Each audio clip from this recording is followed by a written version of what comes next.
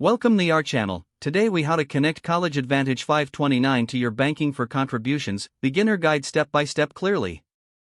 To connect your CollegeAdvantage 529 plan to your bank for contributions, begin by visiting the CollegeAdvantage website.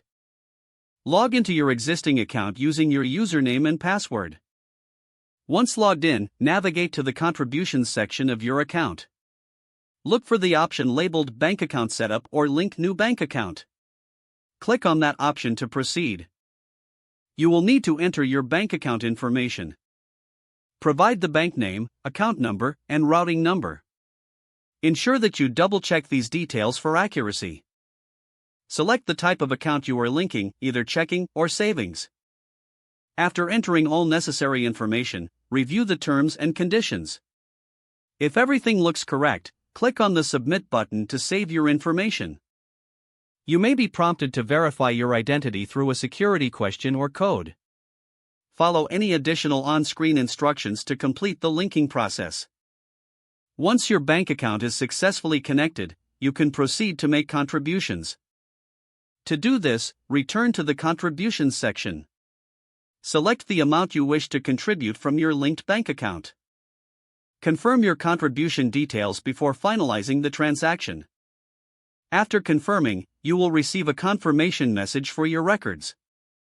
You can check back at any time to manage or update your bank account details. Now you are all set to make contributions to your CollegeAdvantage 529 plan easily. If the page does not load, refresh the browser or try again in a private or incognito window. Make sure you are using the correct email address, then retype it carefully to avoid small typos. If your password is not accepted, use the reset option and create a new strong password you can remember. Check your spam folder for verification or security emails, then complete any requested confirmation steps. Enable two-factor authentication if available to improve account security and reduce unauthorized access risk.